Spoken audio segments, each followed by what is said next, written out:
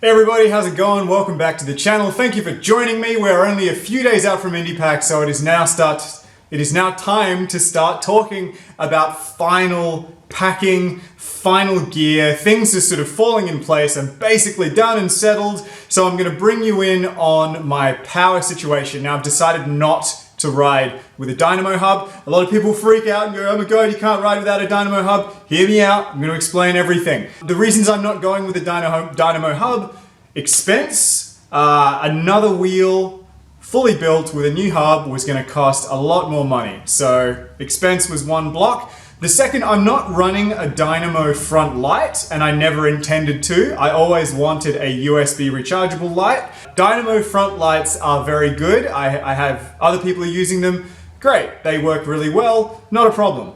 So without the need for a front light to run on the dynamo, I didn't really think I needed a dynamo hub. Now the third reason is that USB power packs are really good now. So you can get a lot of juice in batteries. So that's kind of what I'm going to do, and I'm going to talk you through everything in just a moment. And a fourth thing, this didn't really factor into my thinking, but it is a potential benefit. A dynamo hub will cost you watts. It'll cost you sort of 5 to 7 watts for a good one, something like that. That is going to cost you over the course of 5,500 Ks. I don't know how much. It's not something that I would have worried about if I did have a dynamo hub, but there you go. It's a little benefit. Also, a dynamo hub, not great at charging a phone. You have to leave it on charge for hours and hours to get a full charge out of it. So they're great if you're running lights. They'll be okay if you're sort of running other things off it. So those are my reasons. Now it's time to show you through my pack stuff.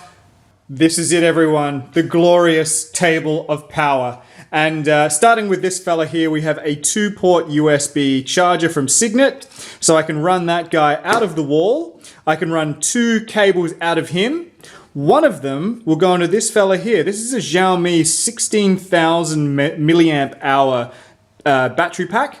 So I will run a cable in there, and this actually has a really cool overflow feature where I can have 2 cables running out. So I can plug the battery in and 2 other devices, and it'll just keep piling power into it until it's all charged. So that's really cool. Now these are the devices that I will be charging: a Garmin Edge 800 that is going to be for navigation. That's got the course in it. That's going to be my main alpha navigation thing. The 520 is just sort of my data Garmin. So it's going to be showing me my real-time stats, you know, distance, speed, power, blah, blah, blah, all that sort of stuff. This is my E2O Wiz 1 Lite. So this thing has about a 4,000 milliamp hour battery, charges just via micro USB in the side there. So I can charge quite a few things through this setup number 1. Now another thing, my phone, which is somewhere else in the house, is a Nexus, so that takes its own USB Type-C cable, which is a bit of a bummer, but cables are small and they're not heavy, so, you know, cables are cables. You got to take them. So moving over here, we've got a few other things. This is my Di2 Charger here.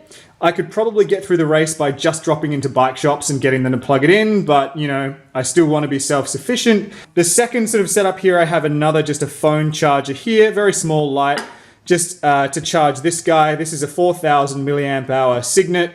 Nothing particularly special about this one, only cost about 30 bucks. So then over here, we've got the Nog Zone. This is a Blinder Road 400 or 420 or whatever they called it. This is my backup light just in case the E2O gets knackered. And these are all my flashies. So I'm going to have 2 rear lights on various flash modes. Very good battery life in these, which is why I like them. This one lasts for about 55 hours. This one is brand spanking new, claimed battery life of 60 hours. We'll see how that goes. And this is just the front one. Again, 55 hours of flashing battery life on those. So yeah, that's just kind of the setup. It's, you know, it looks kind of bulky and crazy, but, you know, these will be on the bars, this will be on the bars. So and these will all be on the bike. So in terms of actually storing stuff, just the batteries, the cables, the charger, that's all just, you know, going to go in bags and whatever. So that is the setup. It looks a bit mad, but it means that I can just roll into accommodation or whatever, plug in as much stuff as I can. A lot of it won't take very long to charge. So I can just, in the course of a few hours, then when I go to sleep, whatever takes the longest to charge can just keep charging through the night.